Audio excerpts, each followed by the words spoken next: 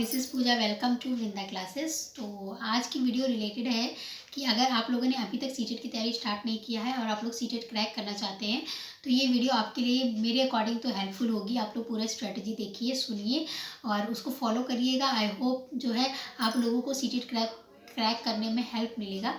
तो चलिए video start करते हैं। सबसे पहले अगर आप लोगों ने अभी तक सीटेट में कुछ भी नहीं पढ़ा है, आप फर्स्ट टाइम देने सीटेट जा रहे हैं, तो आप लोग को क्या करना है, आप लोग क्या करिए कि पियाजे, वाइगोट्स्की, कोहलबर्ग और ये 3-4 जो हमारे मेन साइकोलॉजिस्ट हैं उनको पढ़ लीजिए। पढ़ने के बाद में अब मैं ये नहीं कहूँगी इनसे पहले क्वेश्चन प्रैक्टिस करिए, पहले इनकी थ्योरी पढ़ लीजिए। जैसे उनके स्टेजेस पढ़ लीजिए, पियाजे के 4 स्टेज उन्होंने दिए हुए हैं वो पढ़ लीजिए, कोहलबर्ग ने 3 लेवल 6 स्टेज दिए हैं वो पढ़ लीजिए, और वाइगोट्स्की जी की है जो सोशल लर्निंग थ्योरी, ये सब है, ये इनका पढ़ लीजिए। तो ये पढ़ने से फिर आप इन्हीं की थ्योरी का प्रैक्टिस पहले एक कर डालिए। यूट्यूब से आपको कई सारे वीडियोस मिल जाएंगे, आप लोग वहाँ से इसको प्रैक्टिस कर लीजिएगा। स्पेशली 2 से 3 दिन आप यही काम करिए। पेडागोजी वाला सेशन जो है वो इम्पॉर्टेंट जो साइकोलॉजिस्ट हैं उसको सॉल्व कर लीजिए। उसके बाद में जो है वहाँ पे आप जाके प्रैक्टिस कर लीजिए। ठीक, अब बात करते हैं क्यों ये करना है। क्योंकि सीटेट में सबसे ज़्यादा जो वेटेज है मार्क्स का वो पेडागोजी सेशन ले जाता है। जैसे कि 85 से 90 नंबर तो ले ही जाता है। 75 नंबर का पेडागोजी होता है, 15 नंबर का चाइल्ड डेवलपमेंट एंड साइकोलॉजी होता है। ठीक, सारे सब्जेक्ट को इंक्लूड कर लिया जाए तो।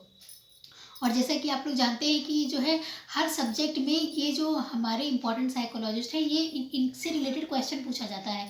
जैसे आप हिंदी का भी पेडागोजी कर लीजिए, चाहे इंग्लिश का पेडागोजी कर लीजिए, तो 1-2 मार्क्स का क्वेश्चन आप इनके अकॉर्डिंग क्या होगा, इनके अकॉर्डिंग क्या होगा, हर सब्जेक्ट में पूछा जाता है।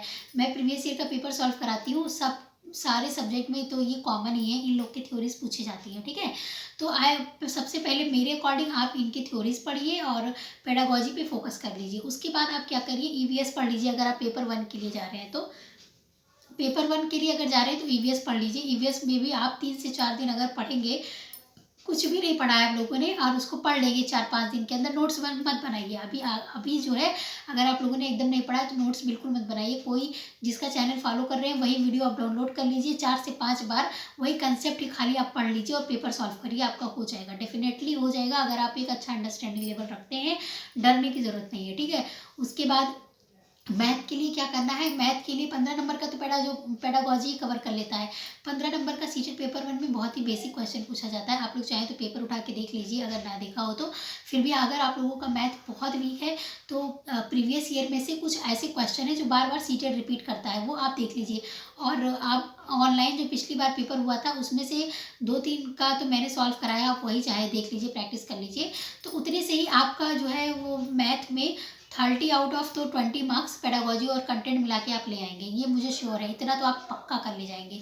ठीक है, उसके बाद ईवीएस हो गया। ईवीएस में आपको पेडागोजी मैंने ऑलरेडी आपको बताया है, पेडागोजी पहले पढ़िए, कुछ साइकोलॉजिस्ट है उनको पढ़िए और ईवीएस का पेडागोजी प्रैक्टिस कर लीजिए। प्रैक्टिस ऐसे मत करिए हर एक चीज, मतलब कि सब सब्जेक्ट को एक साथ लेके, ऐसे बिल्कुल भी प्रैक्टिस नहीं करना। अगर आप अभी स्टार्ट करने जा रहे हैं तो आपको ऐसा जो है स्ट्रेटजी बनाना है कि आज मुझे ईवीएस पढ़ना है।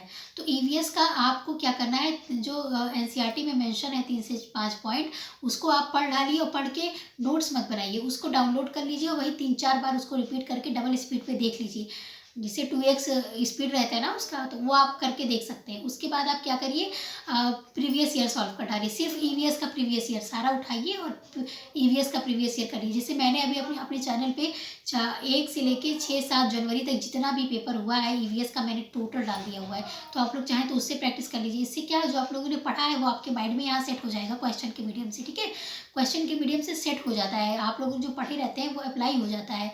ठीक, उसके बाद मैथ का हो गया, ईवीएस का हो गया। उसके बाद हिंदी के लिए भी सेम पैटर्न आप फॉलो करिए। हिंदी का ईवीएस पेडागोजी तो कवर हो रहा है, जब आप पेडागोजी वाला सेशन 2 से 3 दिन से पेडागोजी को जब देंगे तो आपका उसमें कवर हो जाएगा और अंडरस्टैंडिंग लेवल क्वेश्चन पूछता है तो उतना आप दे सकेंगे। जब आप फंसते कहाँ है पेडागोजी में, जब आप थ्योरी नहीं पढ़े रहते हैं। जैसे कि जो मैंने स्टार्टिंग में बताया कि साइकोलॉजिस्ट का थ्योरी पढ़िए, तो आप थ्योरी जब पढ़े रहेंगे ना तो पेडागोजी में फंसने के चांसेस थोड़ा कम रहेंगे।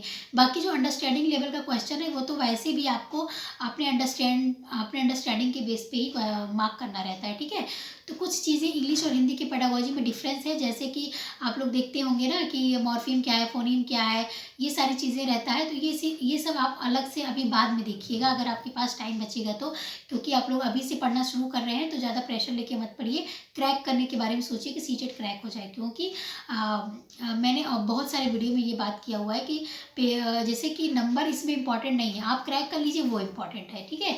तो अभी मेरी स्ट्रेटजी सिर्फ ये इस बेस है कि आप सीटेट को क्रैक कर लीजिए। तो इंग्लिश के लिए भी ये सेम रूल फॉलो होता है, हिंदी के लिए भी हो गया। अब हमारा CDP बचता है, वो तो हमने कवर ही कर लिया हुआ है। मैथ के लिए आप ये जो है प्रैक्टिस करिए। 15 नंबर का जो कंटेंट वाला सेशन है ना, उसमें का बेसिक मैथ उठा लीजिए, जैसे जो डिविजिबिलिटी रूल वाला है और जो यूनिट और प्लेस वाला है, ये सब है, डायरेक्शन वाला, ये सब एक एक आठ पूछ लेता है। तो ये सारी चीज़ें आप उठा के सिर्फ वही जो टफ है उसको छोड़ते चले जाइए, लेकिन जो ईजी है वो सारे ईयर का पैटर्न वाला आप कर डालिए, सॉल्व कर जाइए, तो आपका प्रैक्टिस अच्छे से हो जाएगा। और जो है सारा सब कुछ आपका क्लियर रहेगा। तो एक पूरा प्रीवियस ईयर लगा के एक दिन आप देख लीजिए कि आपका कितना नंबर बन रहा है, किस सब्जेक्ट में कमी आ रही है, कहाँ आप बढ़ा सकते हैं। ये चीज़ आप अपने अंदर खुद से एनालाइज करेंगे तो आपका सीटेट क्रैक हो जाएगा। 2 दिन तो प्रैक्टिस को दीजिएगा। सीटेट एग्जाम से पहले आप ऑनलाइन वाला जो पिछली बार पेपर हुआ था उसको 2 पेपर तो आप सॉल्व कर लीजिएगा। अगर नहीं आपको कहीं मिल रहा है तो मैंने चैनल पे 2 पेपर, एक पेपर कम्प्लीटली अपलोड कर दिया है और बाकी सब में जैसे पार्ट वाइज अपलोड करती हूँ, क्योंकि इकट्ठे 1-1.5 घंटे का वीडियो अपलोड करना बहुत ही टाइम का इश्यू रहता है इसमें, ठीक है। तो आप लोग चाहें तो उसको देख सकते हैं। मेरे चैनल पे ऑलरेडी बहुत सारे वीडियोस हैं पार्ट 1 के, और पेपर 2 वालों के लिए भी 1-2 वीडियोस हैं। बहुत ज़्यादा मैं अपलोड नहीं कर पाई हूँ, लेकिन चाहें तो आप एज ए प्रैक्टिस के लिए उसको देख सकते हैं। और जो है चैनल को भी अगर फर्स्ट टाइम है तो सब्सक्राइब कर दीजिएगा, फॉलो कर लीजिएगा, कंटेंट आपको मिलता रहेगा। और अगर आप KVS की तैयारी कर रहे हैं तो बिल्कुल मेरे साथ जुड़ सकते हैं। तैयारी में नहीं कराऊंगी, मैं आप लोगों के साथ में आप एज ए एस्पिरेंट ही हूँ, और आप लोगों के साथ मैं अपनी स्ट्रेटजीज वगैरह शेयर करती रहूँगी, और इससे हमारी तैयारी में एक दूसरे को हेल्प हो सकती है। तो आई होप आप लोगों के लिए वो सब हेल्पफुल रहता हो, और अगर हेल्पफुल रहता हो तो लाइक शेयर ज़रूर कर दीजिएगा। मिलेंगे नेक्स्ट वीडियो में। आप लोग सीटेट पेपर 1 वाले स्ट्रेटजी ज़रूर फॉलो करिए, आपको डेफिनेटली हेल्प मिलेगा। मैंने कुछ भी नहीं किया था, मैंने सिर्फ यही सब ऐसे ही फॉलो किया था, और मतलब मेरे अच्छे मार्क्स थे। तो फर्स्ट टाइम में उतना अच्छा नहीं था, सेकंड टाइम में बहुत ही अच्छा था, ठीक। फिलहाल क्रैक दोनों टाइम में हो गया था। तो चलिए मिलेंगे नेक्स्ट वीडियो में। और कॉन्फिडेंस लेवल आपका अच्छा होना चाहिए। अगर आप डरे हुए अंदर से तो वैसे भी पेपर थोड़ा अच्छा नहीं जाता है। अच्छे से कॉन्फिडेंस बना के रखिए, हो जाएगा, ठीक।